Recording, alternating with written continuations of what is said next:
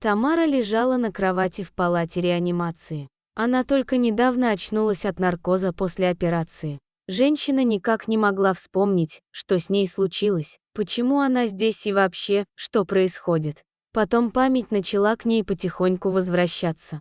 Язва давно мучила ее, а в тот день ей было так плохо, казалось, что 100 ножей одновременно воткнули ей в живот и стали безжалостно проворачивать, причиняя невероятную боль, от которой небо вокруг стало черным. Последнее, что она помнит, это напуганные глаза ее сына, но полные любви и надежды. А она все эти годы не любила его. Не любила, потому что не хотела. Тамара стала вспоминать и размышлять, как такое могло с ней произойти. Сейчас у нее было много времени, чтобы все обдумать, проанализировать и исправить. Видимо, какие-то высшие силы наконец-то остановили ее и уложили надолго в эту постель. И да, все в этом мире не зря, не просто так. Она вспоминала, как с сестрой Раей они остались одни без родителей. Рано осиротели. Сестре было 18, ей Тамаре всего 13. Все тяготы и заботы о ней Рая взяла на себя. Категорически отказалась отдавать младшую сестренку в детский дом. Заменила ей мать, окружила любовью и заботой, хотя в сущности сама была еще девочкой. А у Тамары в тот период переходный возраст начался. У нее и так характер непокорный был. А тут еще гормоны заиграли, с которыми она справиться была не в состоянии. Много дурила Тома, но сестра всегда ее прощала и прикрывала. Она по жизни была не по-детски рассудительной и правильной. Из-за младшей сестры не поехала учиться, отодвинула в сторону все свои мечты и личную жизнь. Только бы ее Томочке было хорошо, а Томочка гуляла на всю катушку. Школу с горем пополам окончила с плохим аттестатом. Учиться дальше не захотела. Пришлось ей на ферму идти работать, а потом выговаривать сестре все свои недовольства и претензии. Вспомнила, как в один из дней поняла, что беременна. Да, парней вокруг нее всегда крутилось много. Девушка она была красивая, пожалуй, даже можно сказать первая красавица на деревне, но разборчивая.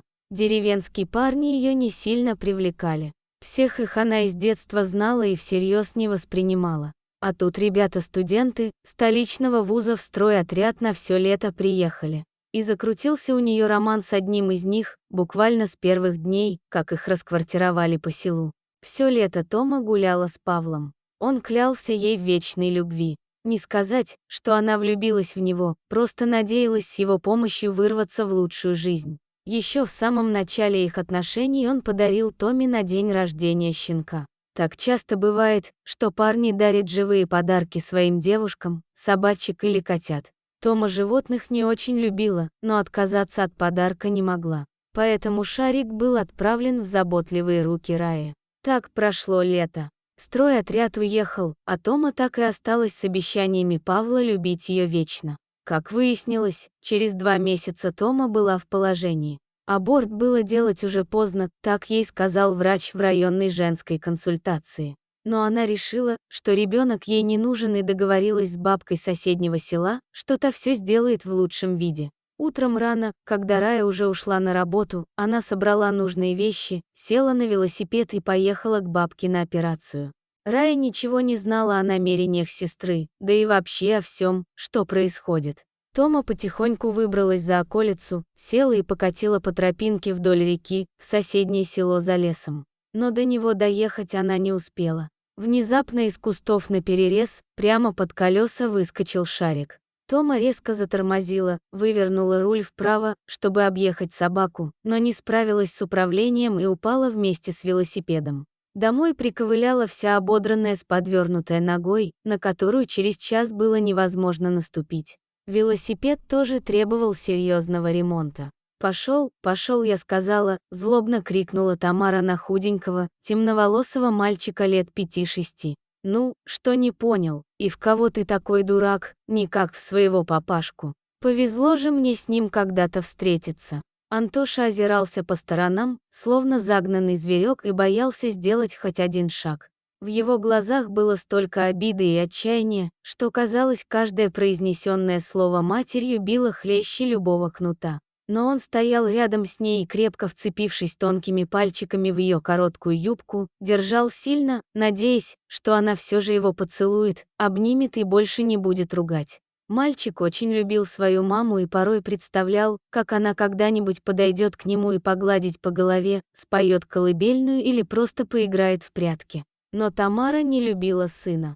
У Антошки была только тетя Рая, которая в нем души не чаяла, и Шарик, благодаря которому он все-таки появился на свет. С Шариком они были неразлучны, и между ними была какая-то особая, неуловимая связь. Тамара это чувствовала и раздражалась еще сильнее и на сына, и на пса. Оба они ей напоминали о несбывшихся мечтах. Оба были живым укором из прошлого. Антошка плакал и конючил, старался хоть как-то обратить на себя внимание матери. Но все безуспешно. Она, как и прежде, смотрела на него сквозь пальцев. Другое дело тетя Рая. Она старалась хоть чем-то порадовать маленького и такого мужественного ребенка, как Антошка. Своих детей у нее не было. Она всю жизнь посвятила сестре и ее сыну. Они были ее семьей. А Тамара была в постоянном и активном поиске женихов. Вот и в тот субботний вечер она собиралась в районный центр на очередное свидание. Автобусная остановка находилась в километре от деревни. Наведя боевой окрас и одев мини-юбку, она двинулась навстречу своему счастью. Да только до остановки ей дойти не удалось. Резкая боль сложила молодую женщину пополам. Свет вокруг потемнел, она стала терять сознание да так, что свалилась в придорожную канаву, в высокую траву. Приступы язвы у нее раньше случались, но такого, чтобы потерять сознание от боли, никогда прежде не было. В это самое время из леса возвращался Шарик и Антошка.